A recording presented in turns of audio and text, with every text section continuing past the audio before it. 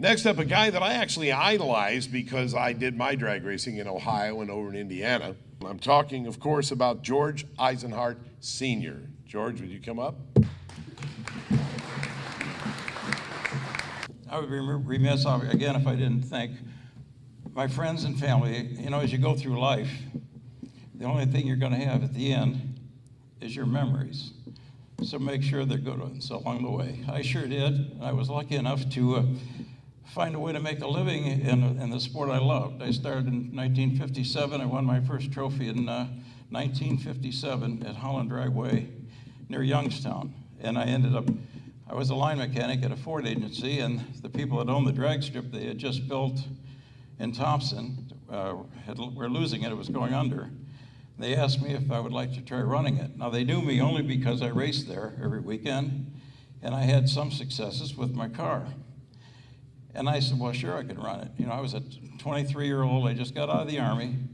I was 23 years old, and I was a line mechanic, and so I felt certain I knew how to run a drag strip. Well, the fact is I had no idea how to run anything.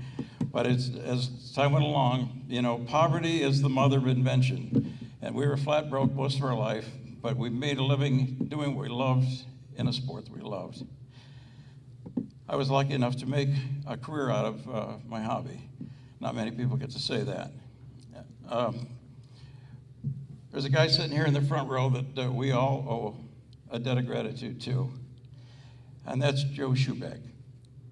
When I first took over the drag strip in 1962, every weekend we were blowing clutches and sending flywheels out through the grandstands. And not many people know this, but I had to endure 9 fatal accidents in my career at the 5 racetracks. Not all of them were drag races, some were at the oval tracks as well. But I remember a flywheel piece about the size of a piece of pie flying up through the grandstands and taking a girl's arm off. And we wouldn't have survived another couple of years because the insurance companies were absolutely beside themselves. And Joe here designed the hydroform bell housing that gave us that explosion-proof protection that we needed. And from that day forward, thanks to Joe, we were able to run sportsman cars that had those high-rev and Chevy motors that were launching those clutches through the grandstands and taking people's foot off and brake lines off and so forth. And he kept us going, and Joe, we certainly owe you that.